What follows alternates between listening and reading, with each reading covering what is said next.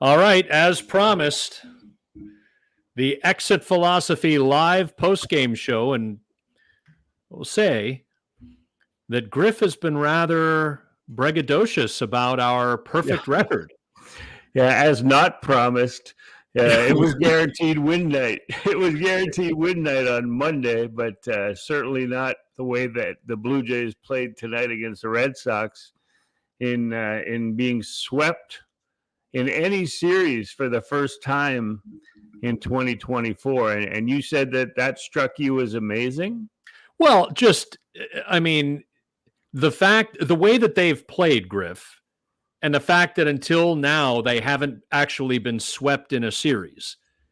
And, what does that tell you? That really they can't have had, up until this point, a losing streak of more than 3 or 4 in a row, right? And you pointed out off air, well, you can lose the final 2 games of a 3-game series and lose the first 2 games of the next 3-game series, and it's a 4-game losing streak with wins bookending that 6-game experience. So there surely has been a lot of that for the Blue Jays without the schedule right in front of me.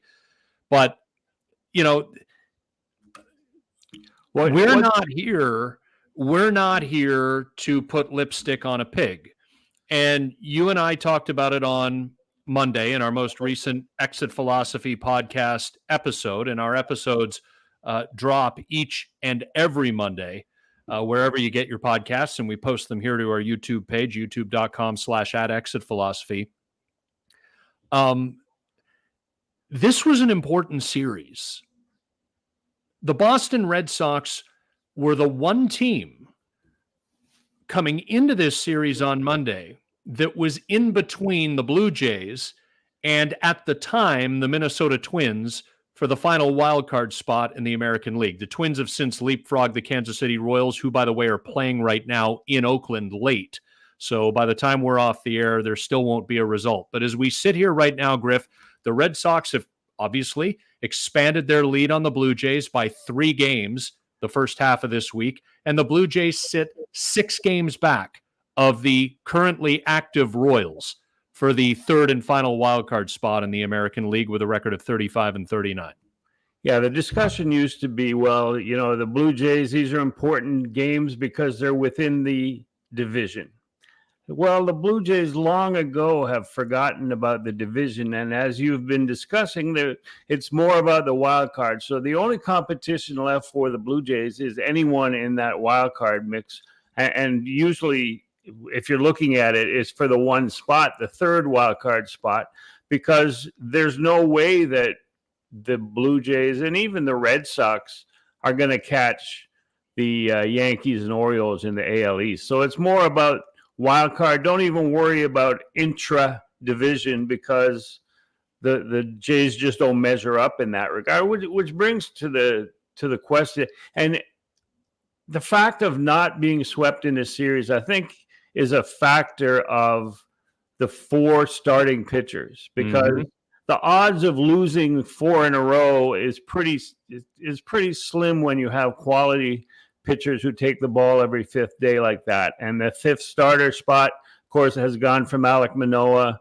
or Bowden Francis, Alek Manoah, and then a mix and match of openers, and it looks like it'll go to Yariel Rodriguez. In fact, I'm positive it will go to Yariel Rodriguez on Friday in Cleveland. So now the next 6 games on the road against these same 2 teams, Cleveland and the Red Sox, in Cleveland and at Fenway, you hate to say are more important than ever, but what's the importance for the Blue Jays and for John Schneider when you bring in Burr? I don't even know what his first name is. Raymond Burr? Perry Mason? He wheeled himself in, and he pitches when he shouldn't be pitching in a game that they were only trailing by 3 runs. And then all of a sudden, he can't get out of the 8th. Zach Pop comes in. Why not have Pop pitch the top of the 8th and then continue on into the 9th? There's an off day coming up on Thursday. Pop has been pitching well. He gets a lot of ground ball outs, and you're trying to keep the lead at 3 runs so you can get back in the game if by some happenstance, your offense happens to come up with 4 runs or 3 runs in 2 innings. But I just can't see Burr pitching in any situation where the game's within 3 runs. Right. But that's where they're at. That's where they're at. Yeah. Like it's not, I didn't take what you said to be a criticism of John Schneider, and I'm not going to make a criticism of the manager either. That's where this is at. And you were texting me saying, like, what's the deal? Like, if Zach Pop's coming in to relieve Burr, why not just start Pop in the fresh 8th? And I theorized that, well, Burr was facing what? 6, 7, 8. And then if you were going to use Zach Pop, you'd bring him around, presuming, of course, that you were still trailing in the game in the top of the 9th inning to face 9, but then 1 and 2, or the top of the order, right? 1, 2, 3. If somebody reached, but then they go to Bowden Francis in the 9th inning because he needs an inning, which tells us that Yariel Rodriguez is probably going to, make his re-debut, if you will, with the Blue Jays, and that could change Francis's role a little bit. So if it was always going to be Bowden Francis in the 9th, why wasn't it Pop in the 8th? Or was it going to be Pop in the 9th until it needed to be Pop in the 8th, and they didn't want an up and down for Pop? Like, I mean, we're getting into the in that here. case, in that case, you look at the Red Sox, and they're on the opposite side of this fence, and they have their pitcher who's the equivalent of Pop. Slayton goes in and he pitches 2 innings for them. I mean, why can't Blue Jays pitchers do that, especially when you got a thin bullpen? Not thin in people who have worked too much, but thin in talent. Yeah. I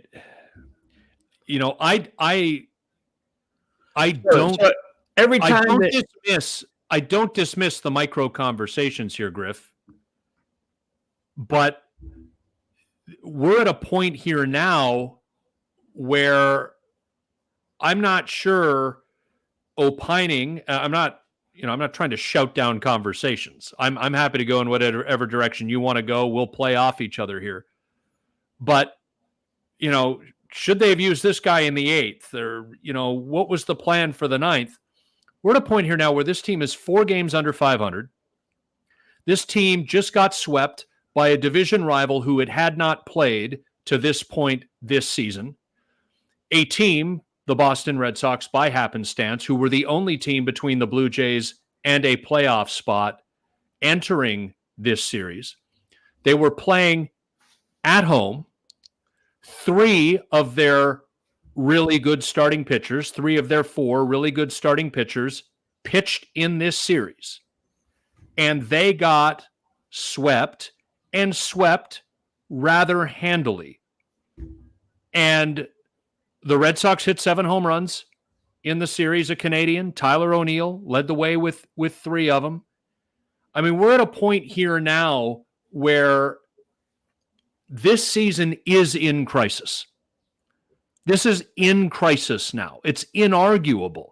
And you and I have spent weeks, partly because we would like to see it, spent weeks saying, well, if they could just win 2 out of 3 here and, win 3 out of 4 there and get back to 500 by this date. And like, I feel like we're just grabbing at these imaginary ghosts and hoping for the very best at this point. But they couldn't defend tonight. They didn't pitch well enough. And the usual bugaboo, the offense, came back to bite them again tonight. It was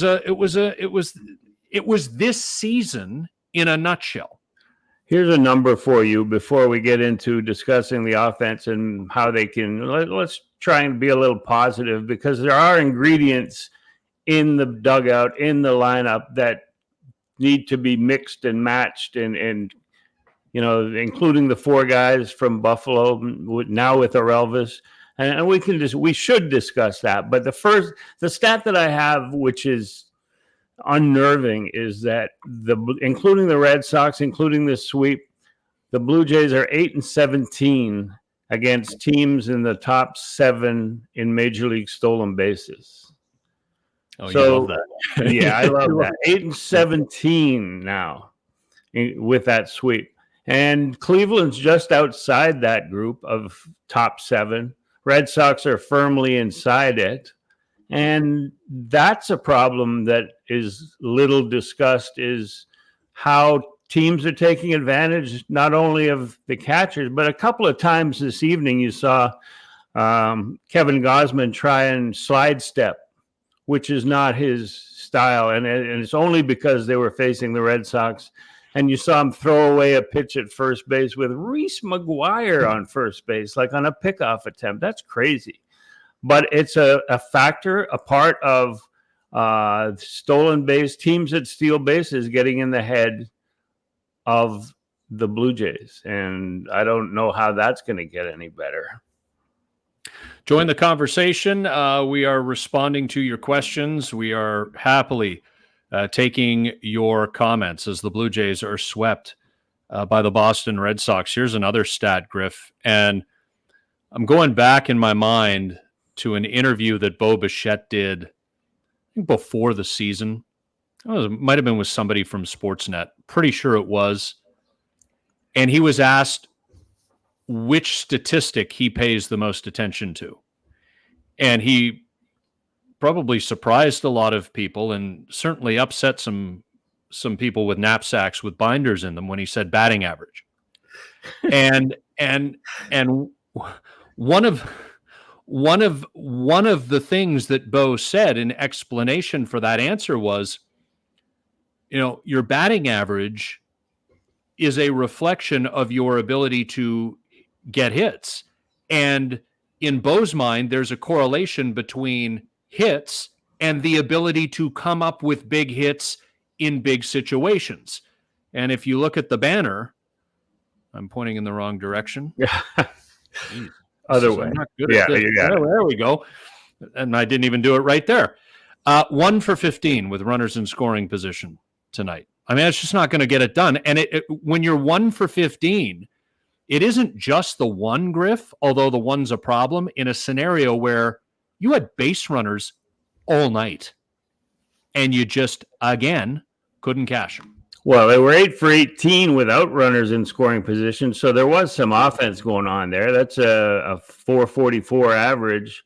And with that in mind, I can't understand why they took a defensive indifference in the ninth to create a runner in scoring position, which would mean that they would be dismally failing and ending the game quickly. Leave them on first and go for the bomb, I'm being facetious, but yeah. It's like, all right. Here's an observation about the injuries and about Bo Bichette. I don't hear a lot of people going, oh, well, this is all falling apart because Bo is injured. Bo's injury is like a sidelight to everything. He wasn't doing much to begin with. And I think that defensively, IKF is playing adequate shortstop, although the other day a ball got through him that created a winning run from second base. But not a lot of moaning about and using the excuse of Bo being on the IL. So, I think that's a reflection of his season as much as anything else.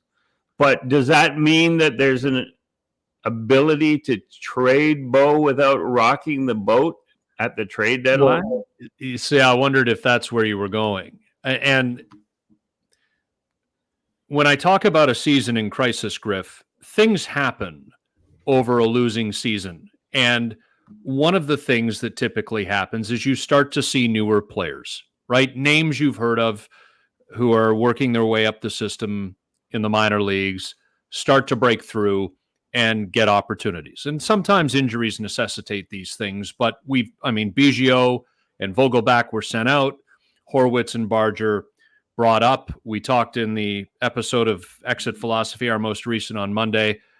We both like Horwitz a lot. And so, a lot of it is meritorious, but it is also circumstantial as it pertains to the state of the team. And so, I think in a lot of ways, it's twofold when it comes to not a lot of focus on Bo Bichette. And your idea about maybe he gets traded and the boat doesn't get rocked is a fascinating add-on to this. But number one, he hasn't played well. And the team isn't playing particularly well. So the focus now is on the newer players and the realigned infield, and they're going to be more aggressive, and you're going to see some hitting and running. You're going to see some stolen base attempts. You're going to see activity on the bases. And can Spencer Horwitz hit leadoff? And where does Addison Barger best fit? So there's that. And then I also think that there's just the general, that's what the media closest to the team is going to talk about, because Bo disappears for 10 days or 15 days or whatever the case is. And so there is a hype machine element to this too, where we need you to get to know Spencer Horwitz and Addison Barger. And this is the pivot now. And crisis seasons that aren't working involve various pivots. And I think that the Blue Jays are in one, and it's going to produce exciting moments. There will be some exciting things that happen in games that this team wins. Baseball, you've done it for a while, Griff, 162 games. But the totality of it is going to be more losses than victories. Yeah, but you're talking about moments of excitement and some good things happening. You're talking about the appreciation that comes from good baseball fans, knowledgeable baseball fans like the ones that we have watching us right now that are asking questions about it. But say Bo comes back. Now you have to play IKF somewhere because he's been one of their better professional hitters. So you got to play him at either second base or third base. None of the young guys that I can see is really primarily an outfielder. You might be able to play Barger in right field and bench Springer, we'll talk about that in a minute. But you look at the bench today, the four-man bench. You had Orelvis, Davis Schneider, Kirk, and Clement. Not one of them older than 28. The youngest one being 22, and the average age being 25. If those guys are ever going to play and contribute, they can't have IKF taking up every day one of the two positions, second base or third base. They can't have Kevin Kiermaier in center field, and they can't have George Springer in right field. So with Bo coming back as early as next Tuesday, one of those guys has to go. There'll be fewer at-bats for that exciting young Buffalo core. So I'm not sure whether it's such a bad idea anymore to clear the deck and clearly what's going to be a losing season. I mean, you can't see anything from that Red Sox series that indicates that this is going to turn around anytime soon. No, and so that leads to the what to do with George Springer question. And this is complicated, Griff, because based on what we've seen, and, there are people who will get into, and quite rightly, get into the barrel rate, the exit velocity. Every time I say exit velocity, I'm worried I'm going to say exit velocity. I didn't know exit velocity. George Springer, your eyes aren't deceiving you. He's not hitting very many balls hard. I can look around that Blue Jays lineup, and this team isn't hitting like everybody hoped it would, but I can say, well, at least so-and-so is making some hard outs. Vladdy's not hitting his home runs, but man, he's tearing the cover off the ball. He just needs a little bit more loft, right? Like he's having a good year. Like George Springer. George Springer. He faced 16 pitches today, and he struck out, was it 3 times? And granted, there were a couple of pitches that he got robbed of that were just outside, but they're always close checked swings. He's starting his swing earlier. He has to check his swings on bad pitches. Sometimes he gets called out, and he looks lost. He looks lost and sort of almost embarrassed about the way he's swinging the bat. Well, and Griff, the one hit he had tonight, he roped it into the corner in left field for a double, but that was a Brian Bayo, the Red Sox starter, mistake. Bayo had him 0-2, and he hung a breaking ball right down Broadway. And Springer was able to jump on it. So you credit the guy for hitting a mistake and doing what he needed to do with the pitch. But That was two out. It was 2 out, nobody on, and he had already struck him out twice on 7 pitches. Right. So, and then he was 0-2. Yeah, right. And we talked about this on the podcast episode on Monday. But going back to Milwaukee a week ago, they almost came back in that top of the 9th inning of the final game of that series, the afternoon game in Milwaukee. They were down 5-1 in the top of the 9th. They lost the game 5-4. They were rallying, and Springer comes up with 2 on and nobody out, and strikes out on 3 pitches and looks completely hapless and helpless in doing so. And in my view, that changed the course of that inning and sort of set the tone for what was to come. And they ultimately fell short by a run. This is a guy, Griff, and we're in like late June now of a season in crisis.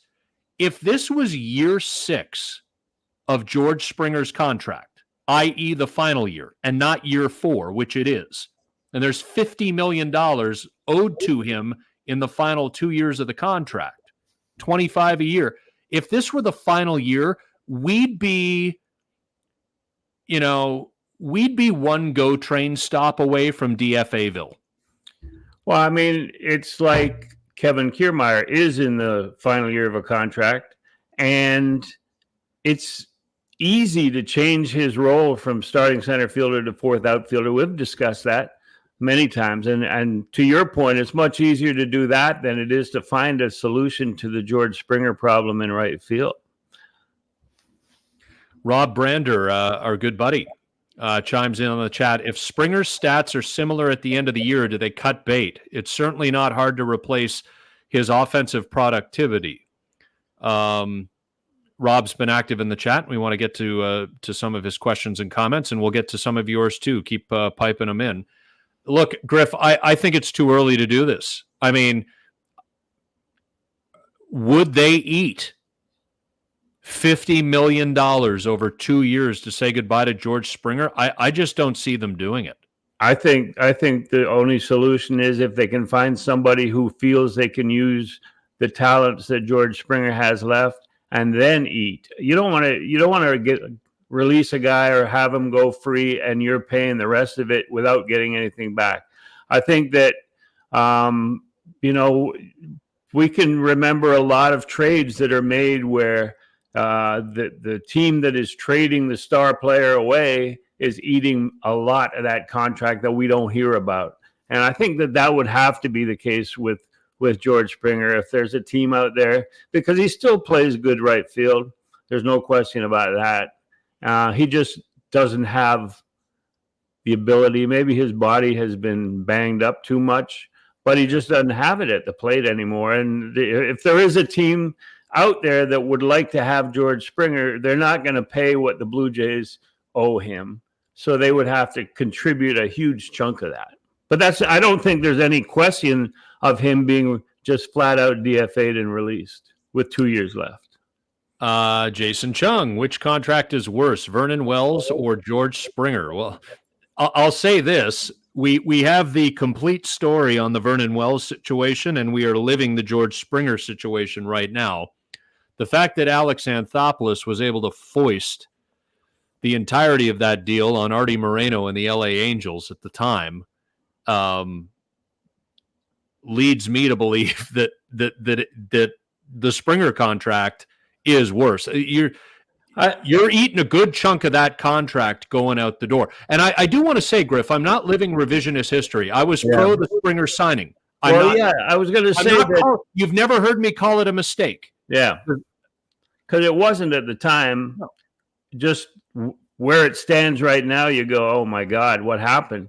But it indicated to the fan base and it indicated to the clubhouse that this team was serious about moving forward and remaining as a contender when they signed George Springer because of his history as an all-star with the Houston Astros. So when he came over, it was a good move, a good signing, but there's a reason that the Blue Jays were able to land him, maybe because of the term that they gave in a number of years.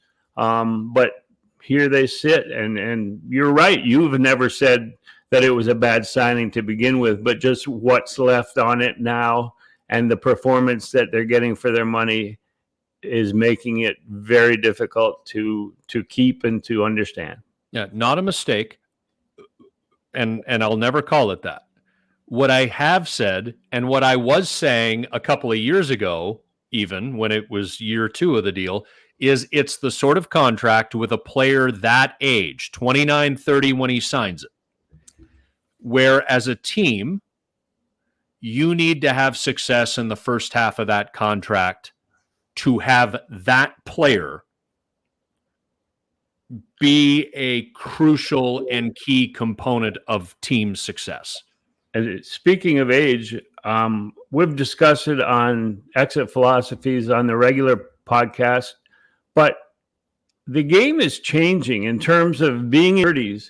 I don't think teams are willing to give out those huge contracts to free agent position players in their 30s because of the way the game is changing, the velocity that pitchers are now coming out of the bullpen and throwing 98 to 102.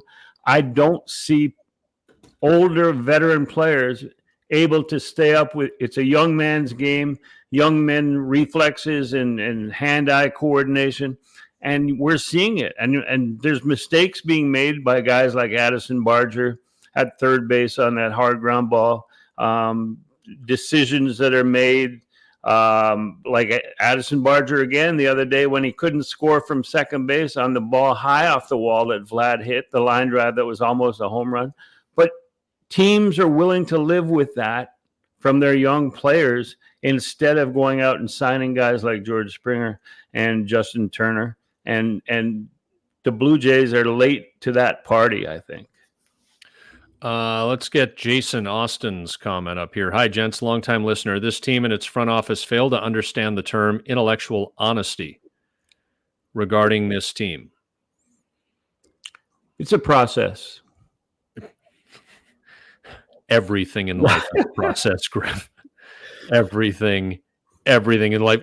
I feel like Jason, I went for a walk earlier today down on the waterfront here in Bedford, Nova Scotia, and a lot of people were out on the pier fishing. And I feel like Jason's a guy with a rod, and he's throwing out the bait, and he's trying to reel me into one of my 5 or 10 minute rants about all of this and the front office. Look, you know, this is a season in crisis, and this, when you consider that there have been 0 playoff game victories in the, we'll call it Vladdy and Bo era, this is a season in crisis and a process resulting in failure. This is not good enough, Griff. This is a $246 million payroll. And they're getting nothing out of it. They're getting excellent starting pitching, so I can't say nothing. So some pedant will throw a counter at me. They're obviously getting some production from some people, but the totality of this is so beyond unacceptable. You know, and I'm going to have to do it. I was loath to do it, but I was texting with somebody about this a few days ago. You know what? The Atlanta Braves. Yeah, him. We got to talk about him, Alex. The Atlanta Braves aren't playing very well. And the Atlanta Braves have a lot of injuries right now. And the injuries could be a part of the reason they're not playing very well. I think Acuna definitely is. Acuna is a huge part of that. Yeah. But also the Philadelphia Phillies are a component there. And are the Braves actually better than the Phillies? Without Acuna, we're not going to know what it would look like best on best. But it's possible that the Atlanta Braves aren't the best team in their own division this year. But you know what happened late last week? Alex Anthopoulos met with the media. You got to wear it sometimes. The president of baseball operations has met with the media. Now, did Alex split the atom with anything he said? Of course not. And my concern whether it's intentional or not, and I tend to think it is not intentional because I just think there's a whole lot of lack of self-awareness going on, is that, there's a certain corner that thinks they're the baseball know-it-alls and we're just the dum-dums who come to the games or who talk about the games. That the process isn't working because the results aren't there. Well, I agree with you, Scotty, in a lot of those arguments. I was going to say that as Jason says in this question, intellectual honesty. I think that the people who understand that concept are the good, knowledgeable Canadian and GTA baseball fans. But what they're keeping that intellectual honesty off of the table is because they need to sell all this expensive inventory, and that base of fans doesn't understand. All they understand is, you're asking me for X amount of dollars, and I'm expecting that this team is going to give me entertainment because I got to give my tickets away, my dining room facilities away to clients and friends. So I want to know that this team is going to be competitive and entertaining. And if they go out there and regularly and explain what's going on with this team right now, they're not going to be able to sell anything. So they just remain mysterious, bring in some young players, point to the 5-man rotation, and I don't know what else they got to Vlad and Bo, and they can't point to much else. And they can't really. They might not be able to point to Vlad or Bo much longer. I'm not talking about July 31st. These guys can walk at the end of next year. But I think that the president, that Mark Shapiro, is very aware of what's going on, and the term intellectual honesty, and that they're sort of withholding that.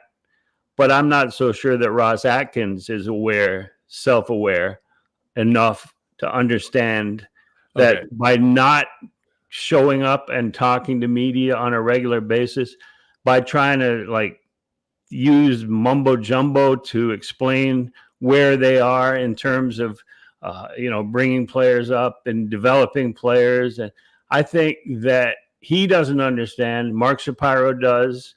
And Rogers' ownership is the ultimate in terms of making decisions on the future of the players, the GM, and the president. Well, you and I both agree, and you know Mark better than me. I mean, you worked for the organization for 4 years. Very intelligent guy, and knows everybody in the game, and knows how to speak, and knows the words to use to impress the people who need to be impressed. I will come back to this, Griff. In any successful organization, successful business, it starts at the top. And so this idea that Mark Shapiro is somehow flying 10, 20, 30,000 feet above all this, looking down going, No, dude, this is the 9th year you've been here, and you're still on general manager number 1. And there have been reasons to question general manager number 1 that didn't start yesterday. You are responsible for this. And to the point that Mark Shapiro, whether someone told him to do it or whether he was hearing it out in the ether enough that he felt, geez, these would be the right words to say right now, to the point that at his season-ending press conference 5 days after Ross Atkins gave his last October, he said the Bucks, I'm paraphrasing, I don't think he said the buck stops with me, but it was essentially, I'm responsible. So if this baseball front office is going to continue in its current configuration, that is the president's responsibility. And we've spoken about it in terms of the president's responsibility. But if they plan to make this sustainable, and they plan to move this plan or this process forward, Ross Atkins, to me, is, and we've discussed that, is not the right guy to do it. So even coming up to this July 31st, do you sit on your players, on your assets until after the season and then make changes, including the GM, or do you make it now and allow the new guy to decide how this team is going to look in 2025 and beyond? That's a question that is also part of the equation. Andre, who had earlier sent a comment saying that he just got home from the game, took his 11-year-old son to the game, has written this. This front office seems to consistently get caught off guard when their plan A distant, I think he meant doesn't work out. Well, you know, Griff, there was a philosophical pivot after the 2022 season, right, toward run prevention. Right. And the pendulum swung so far the other way that the run prevention ended up being a double-edged sword. They were better at preventing other teams' runs, but also prevented scoring their own. And so, you know, they didn't strike the right balance. And they placed some bets in certain areas that it's hard to argue with them.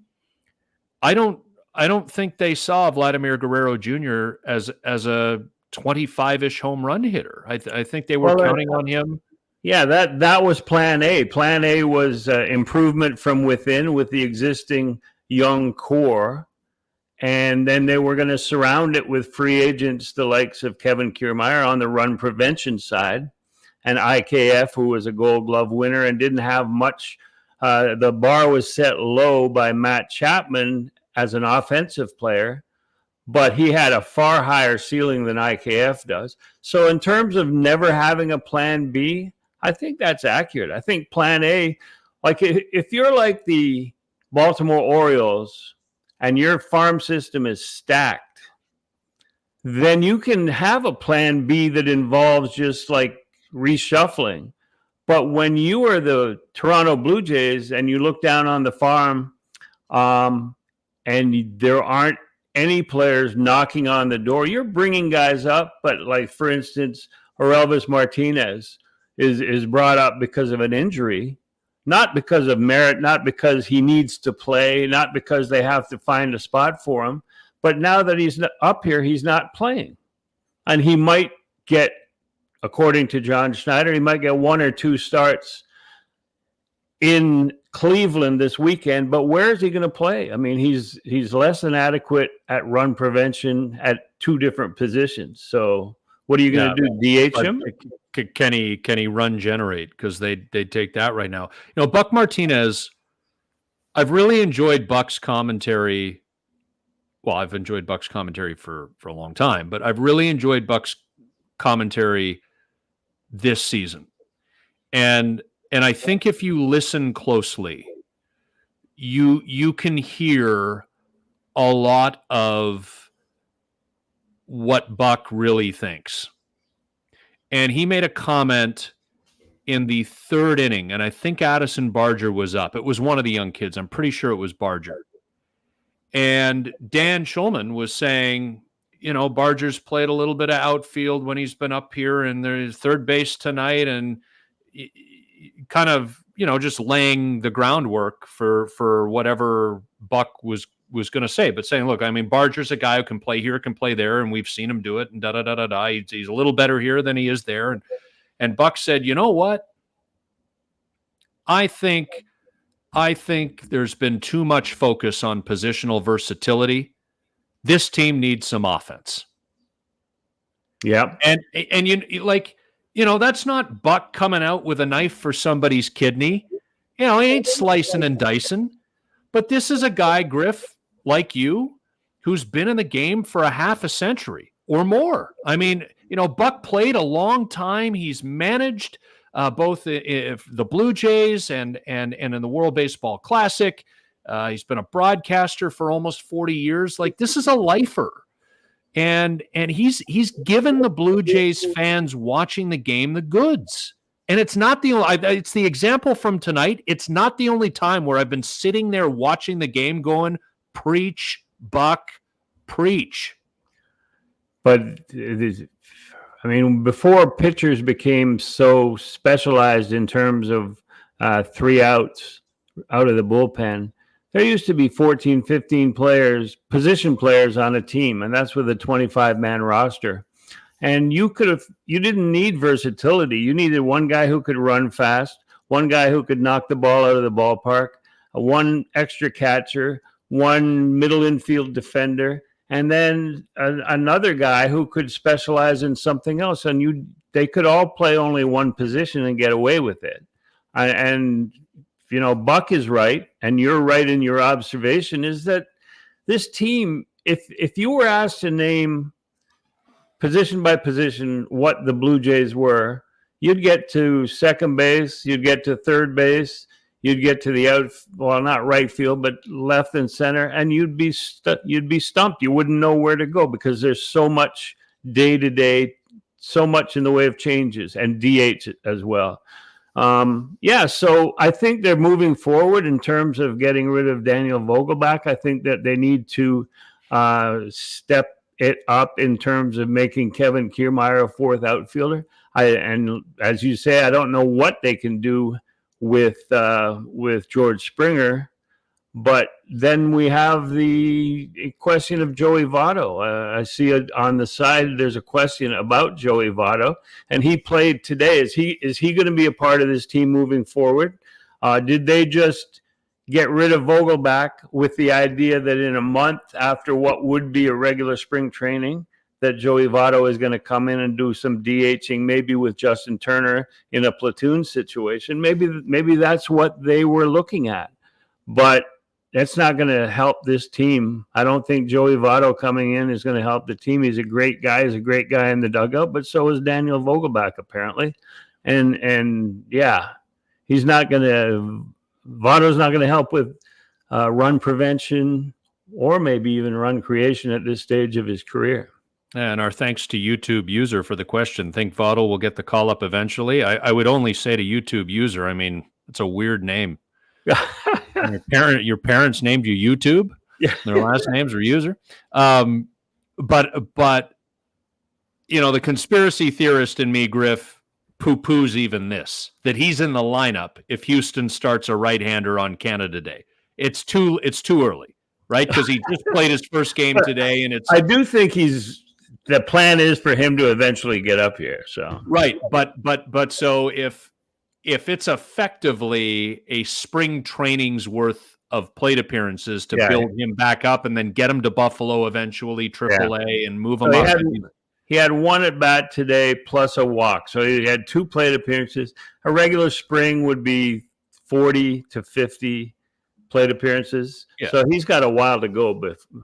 So he's not going to be ready for July the 1st. Oh, so is this a move? Is this a move, Griff, that you make in late July if you decide that you're selling and you try to sandpaper the rough edges of that disappointment by saying, hey, look at this shiny object. It's future Hall of Famer Joey Votto from Toronto, Ontario, Canada, and he's going to entertain you for the final 2 months of this funeral procession.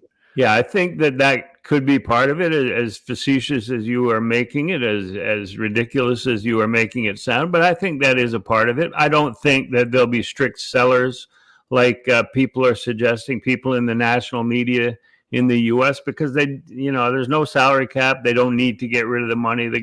There's big name players, or the big income, the big salary players don't have value in terms of bringing something back in return. So like sellers of what? You're going to sell Justin Turner and the rest of his contract? You're going to sell Kevin Kiermaier? No.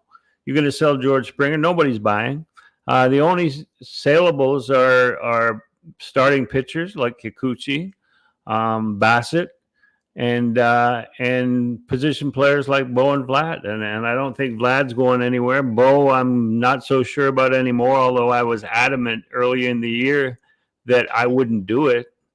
But now I'm looking and I'm thinking, and of the two guys, I think moving forward to 2026, the more likely of the two to still be around would be Vlad.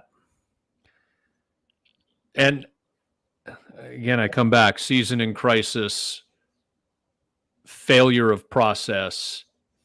If either one of those two guys walk, now things change, Griff, right? Like Bo's a 600-ish OPS guy this year. It is just not, it has not gone well. And I often use the example of Bo having a bad first 4.5 months of the 2022 season and then really picking his stats up and saving his personal season in 2022 with a strong final 6 weeks. But he was a league average hitter over those first 4.5 months. He has been well below a league average hitter this year. It's not enough for your star to be, or one of your stars to be, a league average hitter. It's even worse when they're below league average. And that's what Bichette has been. But again, what has gone wrong here? Is this just the type of player he is? I mean, we've always known, Griff, that when Bo Bichette slumps, he's never getting on base because he is absolutely loath to take a walk. So guys who don't take walks when they slump, they will shave a considerable amount off their on-base percentage. Yeah. But yeah. I mean, he is only 26 years old. So we have seen him right up there leading the league twice in base hits. He suggested average is his favorite statistic. But I've seen a lot of him not using his own process that he has created for himself. We've talked about it, the fact that he was leg kicking, high kick. He used to go to the toe with 2 strikes and control the zone and maybe not have as much home run power, but have more control of his bat and where, opposite field and whatever. But he's been leg kick most of the time with 2 strikes. And the result is maybe he wanted to generate more power to get himself back into what he thinks he should be, but he's not following his own process. And I see a mind that may be scrambled by his failures, and he just needs to straighten that up, because as an athlete, when he's healthy, he should be the Bo that we remember from the last 3 seasons. Yeah, it's stunning to me that we are now having realistic conversations about a Vladimir Guerrero Jr., Bo Bichette era of the Toronto Blue Jays that produces exactly 0 playoff game victories. I find that astounding. Yeah, call it a failure of epic proportions if it ends up that way. Yeah, you call it a season in crisis. It may be an era in crisis, and that era is the Bo and Vlad era, which started in 2019 and began with Charlie Montoyo as manager. He took the fall. John Schneider's now there with not much change, still no playoff wins, and a season that's going to be perhaps the worst since 2019. So, whose fault is it? The guy who's still there after 9 seasons as general manager has to take a lot of that blame in Ross Atkins. Toronto 6393. Hello, guys. I hope they continue to lose. We're in need of a rebuild. Okay, so because I know you want to jump on this one.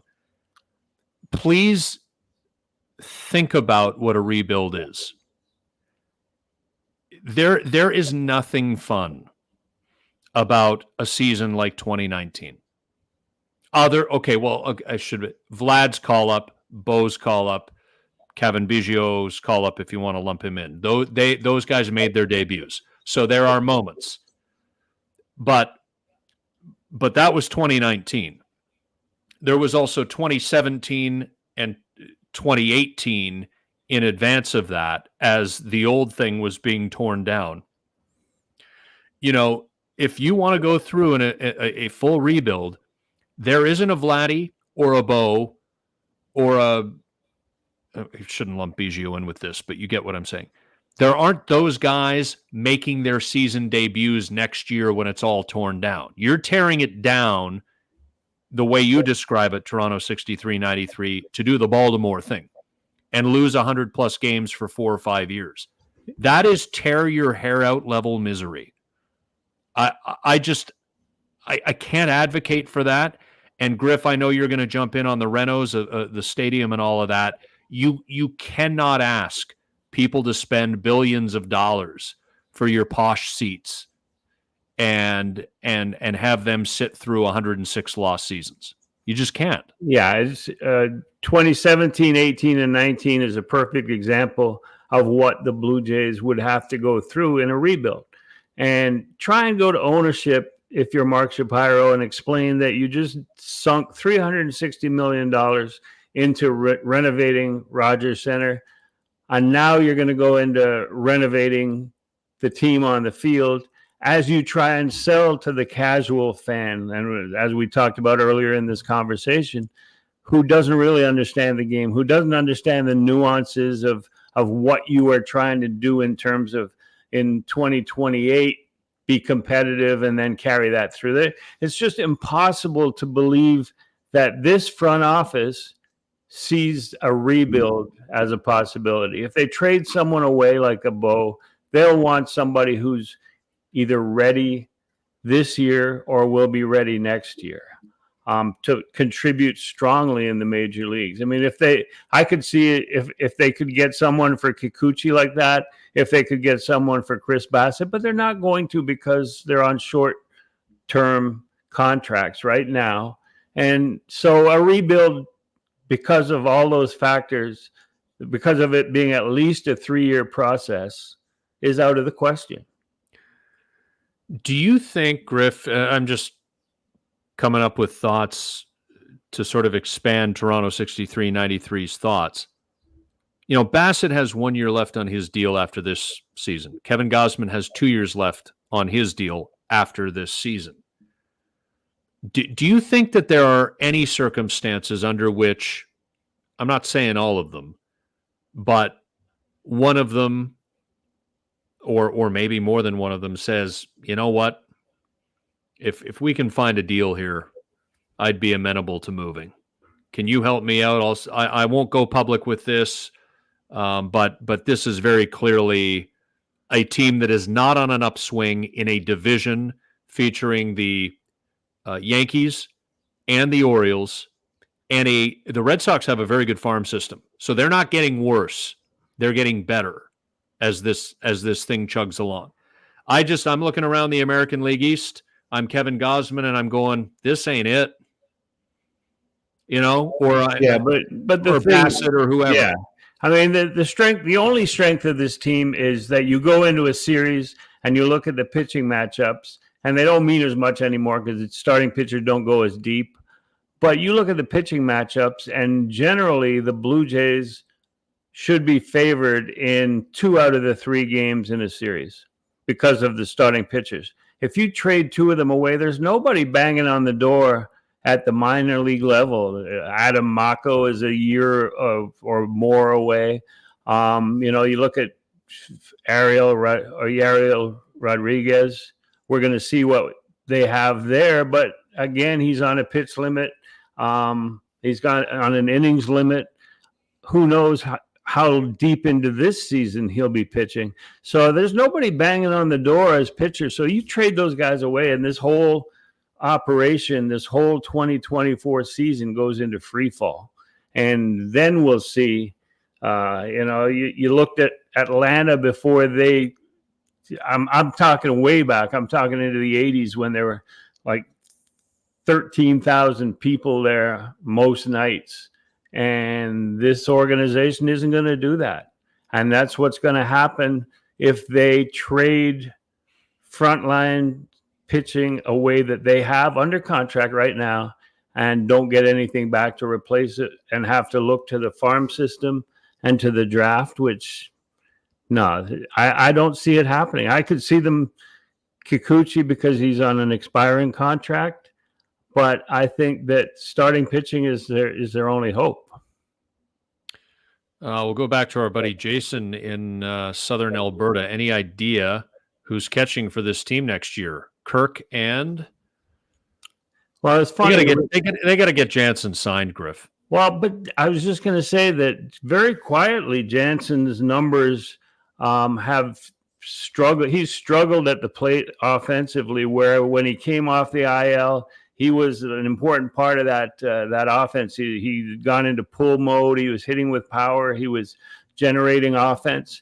And now, no matter where you put him, 2, 5, 6, he's struggling at the plate. And this is a free agent year, so I don't know what's up with him. Whether he doesn't look like he's battling any hidden injuries, but Griff, I know that he's an important part. The question here, I wouldn't bring Kirk back. I would try and trade him for something. Yes. And then, because there's plenty of backup catchers out there, and they might even have one in the minor leagues right now. But yeah, Kirk is the reason that they traded for Dalton Varsho, because he was a backup catcher, and that made him extra valuable because Kirk was expected to DH. And then what happened? Kirk stopped hitting, and Varsho was Varsho, and the Diamondbacks went to the World Series. So that made it look like the worst trade in club history. Right, and people say, "Well, why didn't you move Kirk as part of that deal instead of Moreno?" Probably because the Diamondbacks wouldn't have done it. But here's my thought on Danny Jansen to the point of the offense. Like, Danny's a home run hitter. Yeah, as you said, pull hitter. Like, he's a Griff. You look at his OPS splits. It's often high to the slug. Like, he's not an on-base machine, right? So there are doubles into the corner, there are hard hit baseballs, there are home runs. He gets on rolls, and it looks really good for a while. I just think, in a lot of ways, he's the spirit of that team, and he is a great pitch blocker and calls a good game, frames well. But again, neither guy throws anyone out, and I know that Kirk's numbers have improved. But you look at some of the specifics of those caught stealings, and they're not really a credit to the catcher who is credited with the caught stealing. And that number of that I keep repeating of 8 and 17 against teams that run. Yeah, Jansen, but that's more about starting pitchers' inability to hold people on as much as it is the catcher behind the plate. And we're talking about Danny Jansen, and would you bring him back? He's a great guy. I love him. One of my favorites, and I would bring him back, but not at an extraordinary top level starting catcher contract. You wouldn't do 3 and 45? I'd do 3 and 36. I would do 3 and 36. Okay, yeah. It's crazy money. It's $12 to $15 million a year. But again, it's not ours, and there's no salary cap. It's going rate. Yeah, absolutely. That's probably what I would see. And again, we don't know what direction the Players Union and baseball are going in terms of free agency. We saw Shohei Ohtani, followed by a bunch of short-term opt-out free agent contracts. So who knows where it's going to be next offseason, which I think is going to be a hindrance until the first contracts of this offseason are signed. Yeah, and I'm already prepared for the eye roll that this is going to get from you. But I say it just to sort of make the point about catchers and offense. I mean, Yadier Molina is, I think it's fair to say, the best. Well, Buster Posey, shorter career, but Buster Posey's in the conversation with Molina as the best catchers of that era, right? Fair. Yeah, that's fair. And Molina had a lot of very special moments in the playoffs, and his Cardinals won a couple of World Series and all of that. Yadier Molina, remember, the league average is always 100. Yadier Molina's regular season career OPS plus, league average is always 100, 97. So when we're talking about catchers and offense, it's not the be-all.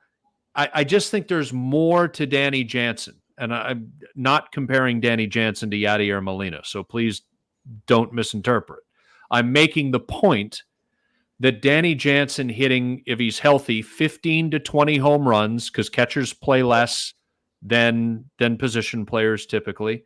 15 to 20 home runs, maybe a little more than 20, drives in X amount, plays 100 games. Like, I'm good with him. Yeah, to put this discussion to rest, I would sign Danny Jansen for 3 years as my number one catcher for this team. I don't think there'll be a lot of competition from outside for those numbers. For 3 and 36, I don't think around baseball there would be a lot of competition, because much of the value of any free agent is what he's done for you, not what you're not paying someone else's catcher to come over. You're not paying him for what he's done for them. And a guy who's been in your organization is more valuable to you than he is to other teams. But I wouldn't keep Kirk as the second catcher in that tandem. Yeah, and look, there are a lot of ways to get into trouble talking about Alejandro Kirk, and and that's not my intention here. That is just not a physical profile that's going to age well. It just isn't. And I'm not body shaming. I'm not nothing. He's a professional athlete who plays his sport's most demanding physical position. And when Danny Jansen was injured earlier in the season and he had to catch 4 out of 5 days, it didn't go well offensively for him. And we're not even sure, because there's nuances we don't know behind the plate, but I can be sure that it didn't go that well for him physically, defensively either. But offensively, we were able to gauge how poorly it went for him with that workload. YouTube user back in the chat. Bit of a fun question. If you had to pick a song to sum up the season so far, what would it be? I'm going with Pete Seeger, The Titanic. Okay. I'll go with There's Got to Be a Morning After. Oh, my God. There's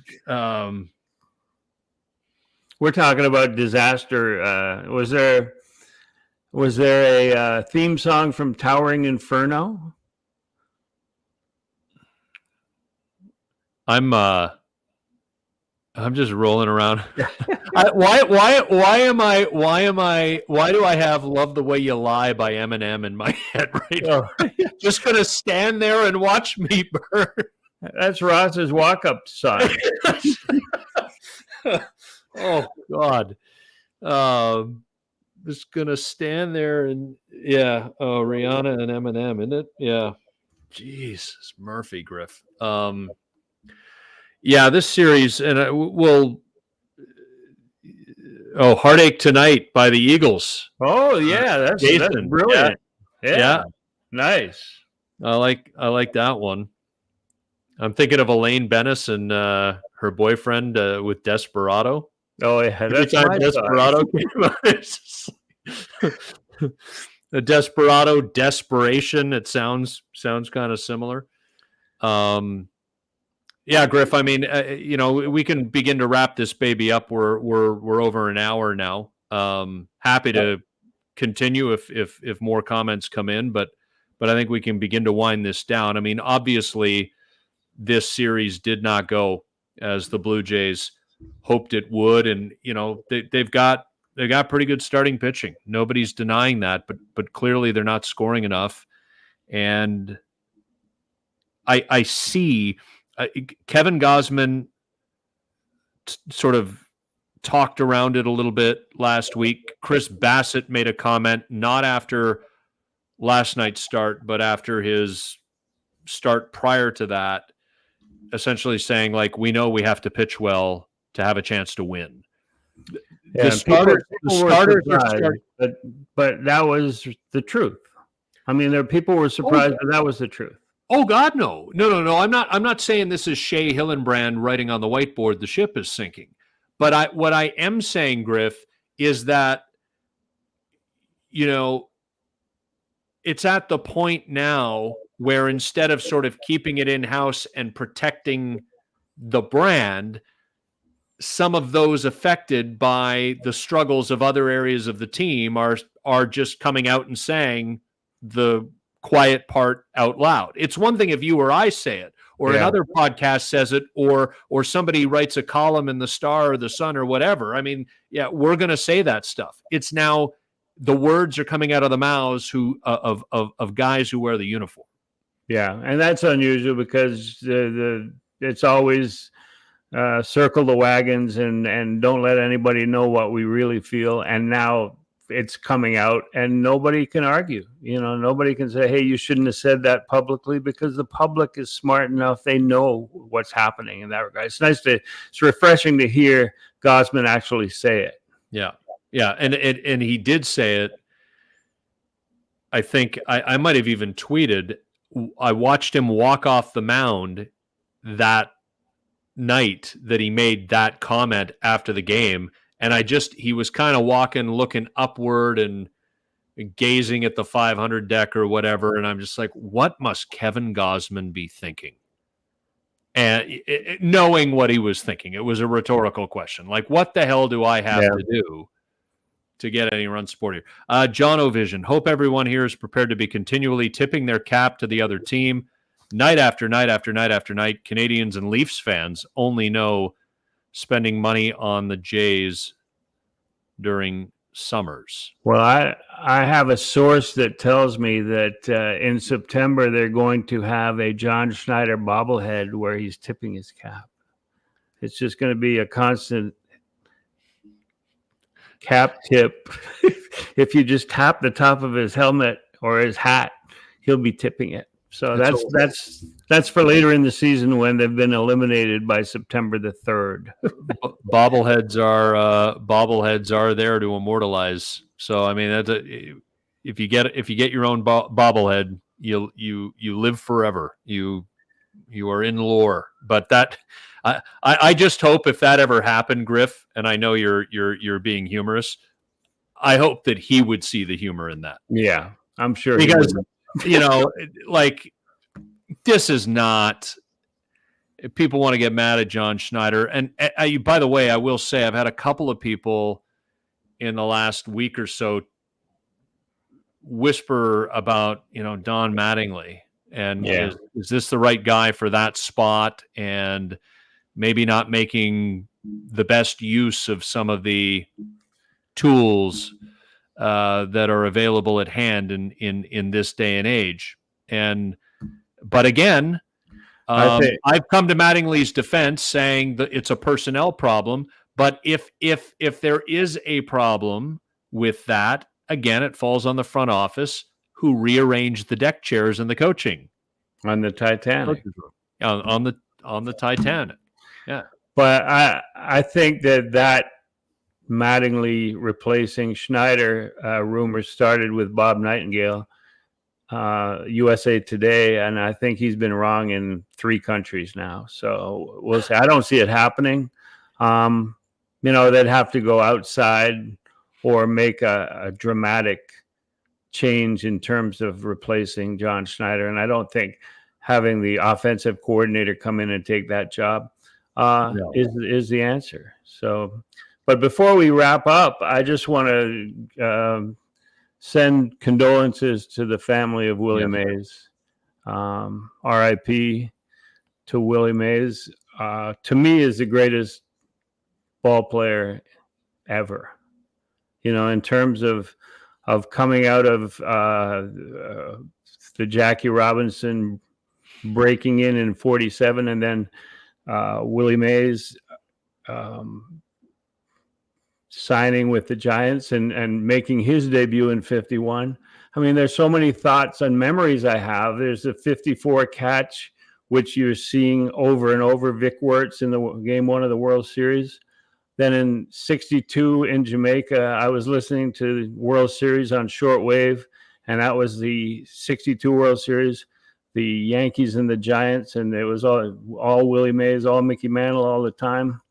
I remember watching live the 1970, the Bobby Bonds and Willie Mays catch, which I had never seen a catch that good in right center field at Candlestick Park in a windy stadium against a chain link fence.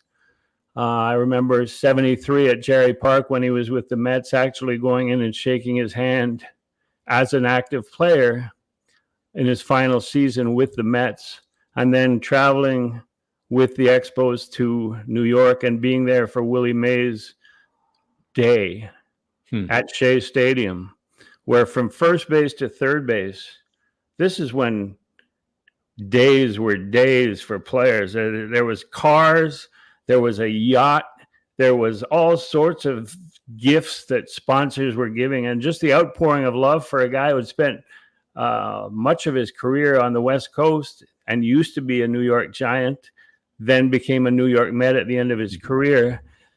That made an impression on a 19-year-old in his first year in Major League Baseball. Now, 51 years later, when he passes away, it has a tremendous impact. There was 91, a story I told on Griff's The Pitch this morning. I read the article. Yeah. So do you want to share it here? Or? Well, it was just, you want to have a catch is the phrase that was used in Field of Dreams, and everybody makes fun of it. But have a catch fits perfectly what happened to my son Matthew and my father, his grandfather, when they went to Cooperstown in 91. Matthew dropped his key over the second railing of the Otesaga Hotel on induction weekend. Fergie Jenkins was being inducted, and he leaned over the edge, and Willie Mays was picking up the key and said, "Catch." And he flipped the key back up, and Matthew caught it cleanly. And Matt says that the look on his grandfather's face was something he had never seen before. It was beatific. And like just that moment for my father and my son made Willie Mays an important part of my family. And there's so many more moments with Willie Mays, sitting in Felipe Alou's office when we went out to Candlestick Park. And so his passing hit me hard. And I just wanted to reiterate that this is the greatest player that baseball has ever seen. Yeah. And I won't add too much to that, Griff. I obviously didn't have the opportunity to watch Willie Mays play live, but I think if I'm to list athletes who predate my existence, people I would have liked to have been able to see play in their primes, there are a lot of ex-Yankees, obviously, who would be on this list too, but Willie Mays is at or near the top. How incredible he was. And I was texting with my dad, who, before the Blue Jays existed, loved the Yankees, and Mickey Mantle was his hero. And I don't think he was being facetious, but I kind of smile as I say, my dad's text to me, among the texts that he sent, were, there are many who believe that Willie Mays is the greatest to ever play. And so I don't know if Dad wants to cede the Mickey Mantle sort of love there, but his point is, and you had the opportunity to watch Willie play. My dad did as well. I mean, there is that reverence for just how great a player he was. And I think, of his closeness with Bobby Bonds, and, Barry Bonds is in my mind right now because Barry is the godson of Willie Mays. And, Barry has posted through the years on his social media about Willie. And so this is a sad day for baseball. It's a sad day for the New York/San Francisco Giants franchise and family, and a huge loss, like one of the all-time greats. And it was also a reflection yesterday, Griff, when he passed, the number of news organizations that picked up the story and went with it. Like, not sports, news organizations. Like, that's where Willie Mays is in the pantheon. Yeah. And normally those news organizations ignore sports, but especially baseball. And they all had glowing tributes on the life and times of Willie Mays. And what's funny is you talked about Barry Bonds. Does that leave Barry Bonds as the greatest living ball player right now? I'm not sure. There can be an argument made. Ken Griffey Jr. is on that list, but it would be an interesting debate for another time. Let's save that. Okay, because we got to think about this. Yeah. And we're going to have to determine what the parameters and the caveats are. We've talked about where I stand and you stand on Bonds, but I'm happy to go back there. We'll address that on a future Exit Philosophy. Yeah, that's great. And I'm glad that we had a chance to discuss Willie Mays, and may he rest in peace. Rest in peace, and what a great story for your son and your dad to have shared. We thank you for being with us tonight. And Exit Philosophy drops each and every Monday wherever you get your podcasts, and right here on youtube.com/@ExitPhilosophy. Griff and I will be back with you this coming Monday, and we will make sure to book a future live post-game show very, very soon. Thank you for your involvement and your comments, and have a wonderful night. And watch for a special Griff's the Pitch interview with Kevin Malone, former GM of the Montreal Expos. That'll be coming out Friday or Monday this week. And it's a great discussion that we had. So it will be worth listening to when you see it on Griff's the Pitch, and it'll be on YouTube also. So thanks, Scotty, and thanks everyone for tuning in. Good night.